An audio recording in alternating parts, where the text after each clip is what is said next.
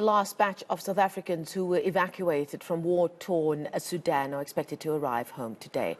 Our senior reporter, Slindelo Masikane, is at OR Tambo International Airport, where the evacuation flight has been expected to land, and she joins us from there now. Slindelo, as we know, this has not been an easy matter. It's been a rather complex affair. At first, getting those citizens out of Sudan, and then the long road, various paths taken to get back to South African soil. What do we know about this group that's expected to land today?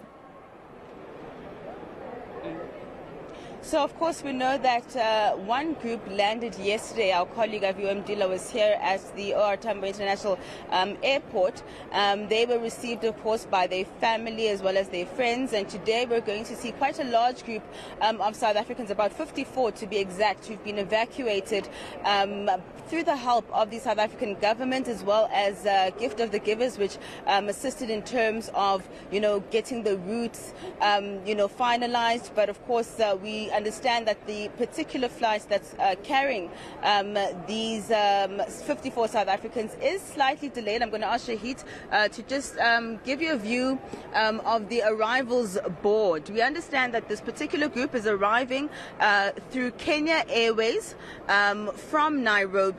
And if Shahid is zooming in, you will be able to see that on the status side of the board, it says delayed, and that the flight is going to land at around 11:14, 11:15. It was scheduled to land at around 10:50.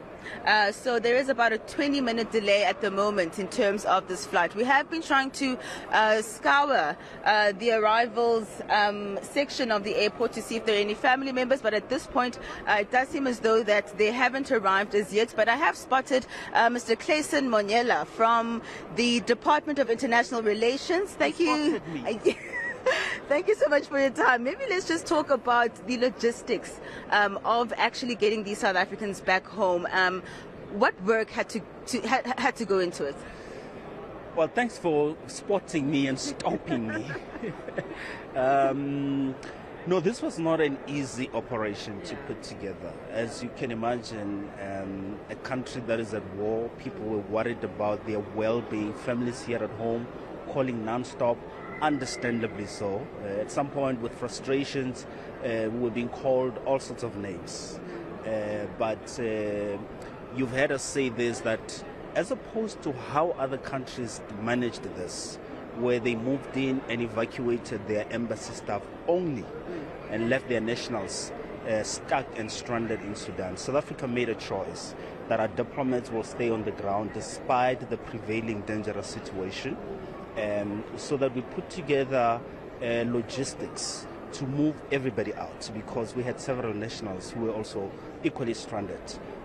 So we're happy that today we're able to be at the airport at the arrivals halls to receive all South African nationals that we know of that were there. Some arrived yesterday, as you saw. So the team that's arriving today, or the group that's arriving today, includes our staff from the embassy. You saw the pictures I put on social media that the South African National Defence Force was involved in this to ensure that our people were safe. We worked with groups like Gift of the Givers, because government paid for some buses. They paid for one bus to accommodate a group that had been left when the first group left Khartoum. When we got to the border with Egypt, there had to be a lot of facilitation and negotiations with the Egyptians. We would like to thank, by the way, because they cooperated with us well. Some of our nationals had left their travel documents in Sudan, so it meant they didn't have any documents to cross into the border. So we had to assist with that. After crossing, we then had to put them in hotels, because these people were tired, had gone on for a couple of days without food and water and all of that. And then finally we were able to then secure flight tickets for them to come home, and that's why we are here. So countries like Saudi Arabia, because there's a group that had made it to Port Sudan, who then crossed into Jeddah, Saudi Arabia. When they arrived, our team from the South African consulate received them on the ground, provided support, and that's the group that arrived yesterday. So Saudi Arabia, Sudan itself, Egypt, gift of the givers, would like to appreciate their support and cooperation to pull off this risky but important and much required operation. Perhaps then, I understand the minister will be coming to receive this particular group. Are there talks, or is the South African government, appealing to Sudan to stabilize the situation, to end the war? Yeah, so you would have seen that we've sent out a number of statements on this. Firstly, the bigger message being that political problems of any nature that leads to a conflict like this are best resolved through dialogue. So we call for negotiations. The IGAD group is ready to play the mediation role, supported by the international community, including South Africa. There's been similar calls from the AU, from the UN, and just about everyone. The most immediate call we were also making was a ceasefire to allow for humanitarian aid for those who are injured to be attended to, and for those who wanted to move out or to be evacuated, for that to also happen. So we're happy that there's been a lull in the fighting to allow countries to evacuate their nationals.